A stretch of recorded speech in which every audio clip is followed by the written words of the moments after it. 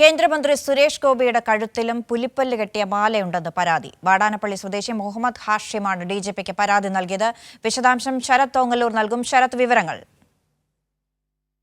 തൃശൂർ എംപിയും കേന്ദ്രമന്ത്രിയുമായ സുരേഷ് ഗോപിയുടെ കഴുത്തിലും ഇത്തരത്തിൽ വേടന്റേതിന് സമാനമായ രീതിയിൽ പുലിപ്പല്ല് കൊണ്ടുണ്ടാക്കിയ ഒരു മാലയും ലോക്കറ്റുമുണ്ട് എന്ന് പറഞ്ഞുകൊണ്ട് മുഹമ്മദ് ഹാഷിം, അറക്കൽ വീട് മുഹമ്മദ് ഹാഷിം, വാടാനപ്പള്ളി സ്വദേശിയാണ് ഇത്തരത്തിൽ ഡിജിപിക്ക് പരാതി നൽകിയിരിക്കുന്നത്.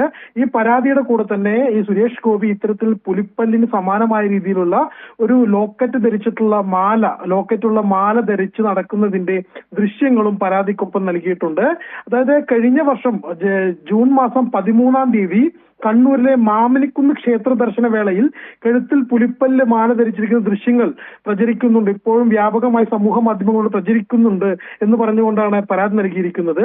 തൃശൂർ നഗരത്തിൽ നടന്ന പൊതുപരിപാടിയിലും പ്രകടനത്തിലും കഴുത്തിലണിഞ്ഞ പുലിപ്പല്ല് മാല പൊതുജനത്തിന് ദൃശ്യമാകുന്ന വിധം ശരീരത്തിൽ പ്രദർശിപ്പിച്ചിരുന്നു എന്നും പരാതിയിൽ പറയുന്നുണ്ട്. ഇത് വൈൽഡ് ലൈഫ് പ്രൊട്ടക്ഷൻ ആക്ട് 1972 അനുസരിച്ചാണ് കേസെടുക്കണമെന്നാണ് പറഞ്ഞിട്ടുള്ളത്. ഇത്തരം വസ്തുക്കളുടെ പ്രദർശനവും കൈവശം വെക്കുന്നതും നിയമവിരുദ്ധമാണെന്നും പറയുന്നു. അതുപോലെ തന്നെ ശരി, ശരത് തോങ്ങല്ലൂരാണ് വിവരങ്ങൾ നൽകിയത്.